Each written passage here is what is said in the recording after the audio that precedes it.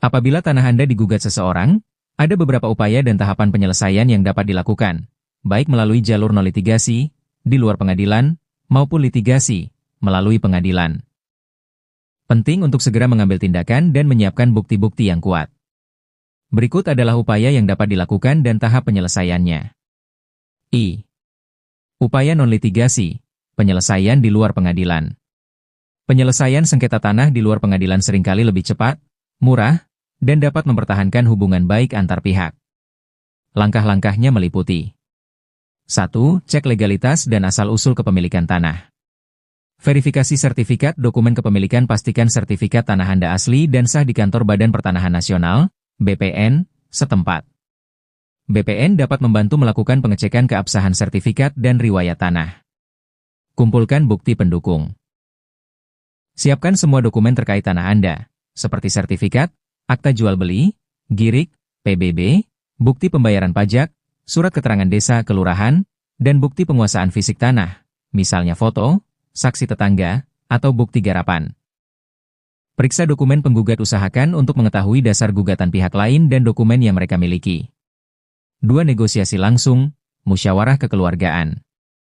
Cobalah untuk berbicara langsung dengan pihak yang menggugat. Cari tahu pokok permasalahannya dan upayakan mencari solusi bersama secara damai. Libatkan tokoh masyarakat atau tetua adat yang dihormati di wilayah tersebut sebagai penengah jika diperlukan. 3. Mediasi. Mediasi di kantor pertanahan, BPN memiliki kewenangan untuk menangani sengketa dan konflik pertanahan. Anda dapat mengajukan pengaduan ke kantor pertanahan setempat. BPN akan melakukan pengkajian kasus, penelitian data, yuridis dan fisik, dan memfasilitasi mediasi antara pihak-pihak yang bersengketa. Mediasi di BPN dapat menghasilkan kesepakatan damai yang dituangkan dalam berita acara. Mediasi independen. Anda juga bisa menggunakan jasa mediator profesional yang independen. Mediator akan memfasilitasi komunikasi dan membantu mencari titik temu antara kedua belah pihak untuk mencapai kesepakatan. Hasil mediasi bisa dituangkan dalam perjanjian perdamaian. Konsiliasi mirip dengan mediasi, tetapi konsiliator dapat memberikan saran atau rekomendasi solusi. 4. Penilaian ahli. Jika sengketa berkaitan dengan masalah teknis, misalnya pengukuran batas tanah, pendapat ahli dapat digunakan sebagai dasar penyelesaian. 2. Upaya litigasi, penyelesaian melalui pengadilan. Jika upaya non-litigasi tidak berhasil atau pihak lawan tidak kooperatif, Anda dapat menempuh jalur hukum melalui pengadilan. Ada 2 jenis pengadilan yang mungkin relevan, tergantung pada sifat gugatannya. A. Gugatan perdata di pengadilan negeri, sengketa hak kepemilikan. Ini adalah jalur umum jika sengketa berkaitan dengan siapa yang sebenarnya memiliki hak atas tanah. Tahapan umum persidangan perdata. 1. Penerimaan gugatan. Anda sebagai pihak yang digugat, setelah menerima surat gugatan dari penggugat, perlu menyiapkan jawaban dan bukti-bukti Anda. Sebaiknya segera mencari pendampingan hukum dari advokat pengacara yang berpengalaman di bidang pertanahan. 2. Pemanggilan para pihak. Pengadilan akan memanggil penggugat dan tergugat, Anda, untuk menghadiri persidangan. 3. Mediasi wajib. Pada tahap awal persidangan perdata, hakim wajib mengupayakan mediasi antara kedua belah pihak.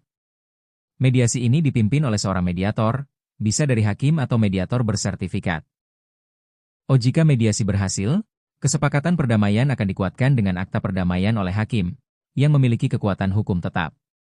Jika mediasi gagal, persidangan akan dilanjutkan. 4. Jawab-menjawab, saling berargumen.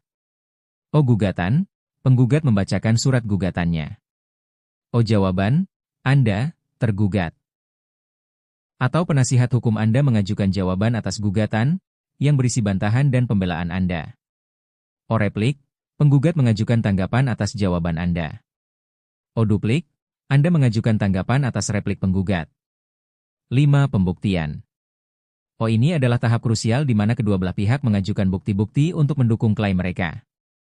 Bukti surat, sertifikat tanah, akta jual beli, PBB, surat keterangan, dokumen perizinan, dan lain-lain. Bukti saksi, keterangan dari orang-orang yang mengetahui peristiwa atau sejarah kepemilikan tanah. Bukti ahli, keterangan dari ahli pertanahan, ahli hukum, atau ahli lainnya jika diperlukan. Pemeriksaan setempat, majelis hakim bisa melakukan pemeriksaan langsung ke objek sengketa, tanah, untuk melihat kondisi fisik dan batas-batasnya. 6. Kesimpulan. Kedua belah pihak mengajukan kesimpulan tertulis yang merangkum argumen dan bukti-bukti yang telah diajukan. 7. Putusan hakim. Majelis hakim akan bermusyawarah dan membacakan putusan. Putusan ini bisa memenangkan salah satu pihak, atau memutuskan lain sesuai pertimbangan hukum. Putusan hakim didasarkan pada kekuatan alat bukti yang diajukan oleh para pihak. 8. Upaya hukum. Jika salah satu pihak tidak puas dengan putusan pengadilan negeri, mereka dapat mengajukan upaya hukum. Banding ke pengadilan tinggi. Kasasi ke Mahkamah Agung. Peninjauan kembali, PK, ke Mahkamah Agung, jika ada novum, bukti baru yang esensial, atau kehilafan kekeliruan hakim. B. Gugatan Tata Usaha Negara, TUN, di Pengadilan Tata Usaha Negara, PT-UN. Gugatan ini diajukan jika sengketa berkaitan dengan keputusan tata usaha negara, TUN, yang dikeluarkan oleh badan atau pejabat tata usaha negara, misalnya penerbitan sertifikat tanah yang Anda anggap cacat hukum administratif. Kapan mengajukan gugatan PT-UN? Jika gugatan Anda adalah terkait pembatalan sertifikat tanah yang diterbitkan oleh BPN karena adanya dugaan cacat hukum administratif, misalnya kesalahan prosedur, tumpang tindih sertifikat, atau kesalahan data. Batas waktu pengajuan gugatan ke PT-UN adalah 90 hari sejak keputusan tersebut diketahui atau diumumkan. Jika lewat dari 90 hari, jalur yang bisa ditempuh adalah pengadilan negeri, perdata. Tahapan umum persidangan TUN. 1. Pendaftaran gugatan, mengajukan gugatan terhadap pejabat badan TUN yang menerbitkan keputusan. 2. Pemeriksaan persiapan, hakim akan memeriksa kelengkapan gugatan. 3. Sidang pemeriksaan perkara, mirip dengan perdata, ada tahap jawab-menjawab, pembuktian, surat, saksi, ahli, dan kesimpulan.